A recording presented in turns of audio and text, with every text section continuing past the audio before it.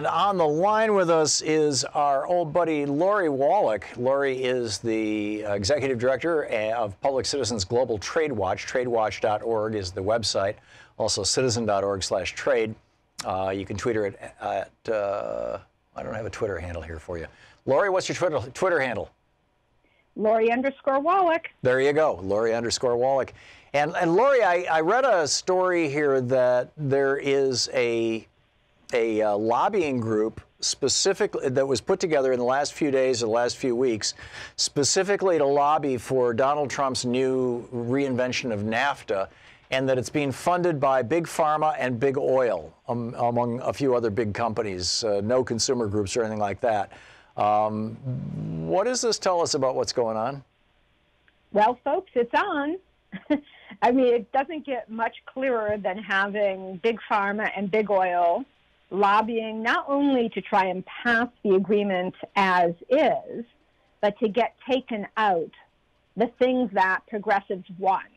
So this lobby group, which has raised $5 million and says they're trying to raise $20 million, is trying to get the outrageous corporate investor state tribunal stuffed back into the NAFTA renegotiation. That's one of the things we won. We got that out. They want to get longer giveaways for Big Pharma. Already as it is, the agreement as is isn't worth supporting because it would do more damage by locking in the policy. High prices for pharmaceuticals, right? So the mission of progressives, the progressives in Congress, of the unions, of the consumer groups, environmental groups, family, farm, and faith groups, is to get the things we won delivered. So ISDS out, the mandatory natural resources exports language out, that we won that. We want to keep that. We need to get rid of the new bad things that Big Pharma and Big Oil stuffed into NAFTA, like special new protections that would keep medicine prices high and lock in place those policies, or saving investor state just for oil and gas companies to attack some Mexican environmental laws. And then we need to get the stuff that wasn't finished done, and that's stronger labor and environmental standards with strong enforcement, which is what's necessary to stop the outsourcing. That's the mission, and that corporate lobby group is on the exact opposite mission.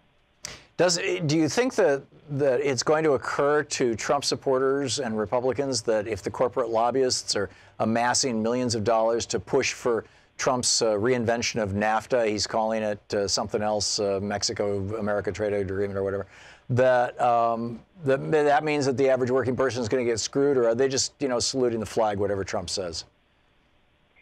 I think that we have just finished focus groups and polling that shows that it becomes apparent that this deal is a deal for Big Pharma and for the big oil companies. That's the only issue that actually the Trump voters find suspicious. Like generally by default, they think he's doing okay by trying to keep jobs from being outsourced. Like we know that's not true. Footnote, the big GM announcement of closing a bunch of American plants, having just opened some new ones in Mexico. But for whatever reason, his voters think he's doing fine by that. But the police that their hackles come up is when they see Big Pharma and Big Oil as winners. And then they realize they're getting screwed in the NAFTA renegotiation. So to make this real, I mean, bumper stickers always work well if you can attach actual numbers to them. They give credibility to claims, like the Republicans saying, oh, the Democrats only want 16,000 beds for criminal, that kind of thing. How much will our pharmaceutical prices go up, or will they go up in other countries if Trump's deal goes through? Do we have any idea? Yep. So here's the deal with that.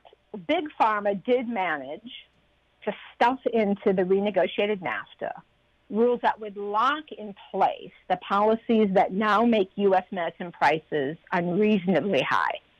So the prices in our country, the question is, will the one thing the whole country is united on, nationwide and across partisan divides, we've got to lower prices, are Congress's hands going to be tied with NAFTA so that they can't do that? So number two, are we going to export our bad policies to Mexico and Canada? Already a lot of people get less expensive drugs from Canada This would raise prices in Canada by creating new monopolies that the Canadian government would have to give Big Pharma. And Mexico would get totally clobbered because they don't have any of these special goodies that the agreement would require every country to give. We have them.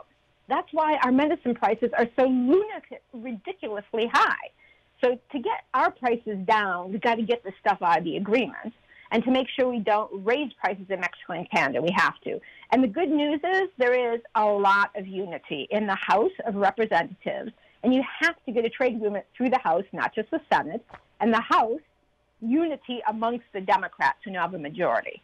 So this is really the pivot issue.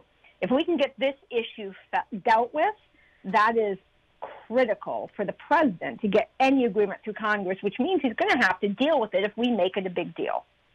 So it seems to me that NAFTA actually is a treaty, and you know, the Constitution is very clear that treaties have to be passed with 2/3 of the Senate.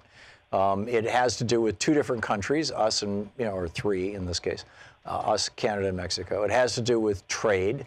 I mean, this is clearly laid out in the Constitution. Somewhere along the line, I think it was during the Nixon era, Congress said, well, we're not going to call these things treaties anymore. We're going to call them trade agreements. And therefore, instead of passing with 2/3 of the Senate, which is a pretty high bar to reach, they can pass with a simple majority in the House and the Senate. Am I wrong, Lori, to think that this is still a scam, that this is still essentially unconstitutional, and that, frankly, somebody should take this to the Supreme Court?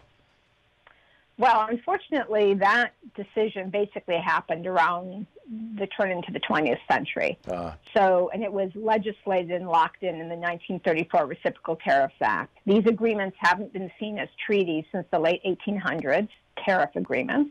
And moreover, they've been seen as international executive agreements needing congressional approval statutorily since the 30s. Nixon definitely came up with a crafty way to lock in presidential power relative to Congress's power in making those kind of agreements. That was fast track, right? Nixon made it worse with fast track, exactly. Right. But it was in the 30s that actually, officially, what basically ended as practice by 1900 became legislated. And I hate to tell you, politically, the Senate is a place that most trade agreements just go through like a luge run, no matter who has control of them. Yeah. So there's never been a trade agreement stopped in the Senate. It's in the House, where members have to face their constituents in an election every 2 years. The trade agreements get stopped. So we're worried. Last question: If NAFTA, if Trump's version of NAFTA is Mexico-America trade deal or whatever you call it, if that is stopped, does that mean that NAFTA goes away, or does that mean that we simply default back to the old NAFTA? So the way this is going to play out is, over the next couple of weeks, the Democrats in Congress are going to end up communicating to the administration, look, you made some progress on some things we've always wanted changed, but you put in this Big Pharma stuff. It's a non-starter. It's got to come out. We're not going to lock in high medicine prices and give Big Pharma big stops. And you still haven't done the right stuff completely on environmental and labor standards and enforcement to try and slow down the outsourcing and the transition of middle-class jobs in the U.S. to sweatshop jobs in Mexico. So, Mr. President, if you want to pass this trade agreement, it needs to go through the House. And if you want to get it through the House, here are the things that have to happen. And then we'll see what the president does. If the president says, taking home my marbles, not going to play, then we could actually see a scenario where there would be an attempt to withdraw from NAFTA, which the president has the authority to do. The problem for him is that's not going to stop the outsourcing entirely, because unless there's an agreement that raises wages in Mexico, there's going to still be a big draw to outsource jobs. So the president really won't be delivering on his promises to stop the outsourcing if he just hands NAFTA. He really kind of has to work with the Democrats to make those changes to do the thing he promised on the campaign, or he's opening himself up to enormous attacks, just like you said, of being the hack of Big Pharma and big oil. Yeah. Well, I'm willing to start that right now. Trump is the hack for Big Pharma and big oil. Lori Wallach, Executive Director of Public Citizens Global Trade Watch, tradewatch.org. Thank you, Lori. Thank you. Great talking with you. As always, we'll be back.